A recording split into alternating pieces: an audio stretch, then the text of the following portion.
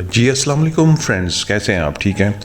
اچھا، جیسا کہ دیکھیں 1-2 دنوں میں رمضان شروع ہو جائے گا، اور رمضان میں بد ہضمی بہت زیادہ لوگوں کو شکایت ہوگی، کیونکہ کھانا پینا اس طرح ہوگا، پکوڑے کھائیں گے، سارا دن بھوکے ہوں گے، روزہ رکھا ہوگا، اس کے بعد رات کو ٹکا کے کھانا کھائیں گے، تو بد ہضمی کی بہت زیادہ شکایت ہو جائے گی، کیونکہ ہم تھوڑا تو کھاتے نہیں ہیں مسلمان. جب افطاری میں آپ کو پتہ ہے کہ پکوڑے اتنے زیادہ کھاتے ہیں، سارا دن مطلب روزہ ہوتا ہے، اور پھر پکوڑوں کی تعداد بڑھ جاتی ہے، سموسے، مرچ والے کھانے.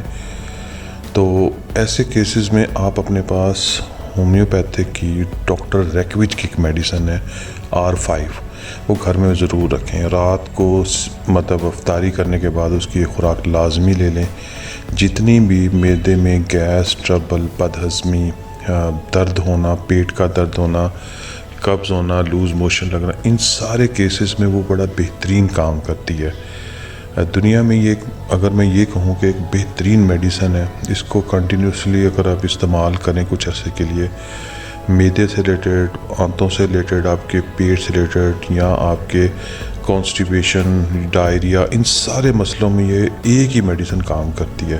بہترین کمپاؤنڈ ہے ہومیوپیتھی کا، آپ اپنے پاس یہ لازمی رکھیں رمضان میں. انشاءاللہ اس سے آپ کو بہت فائدہ ہونے والا ہے. ویڈیو پسند آئی تو بہت شکریہ، اس کو لائک کر دیں، کمنٹس کر دیں.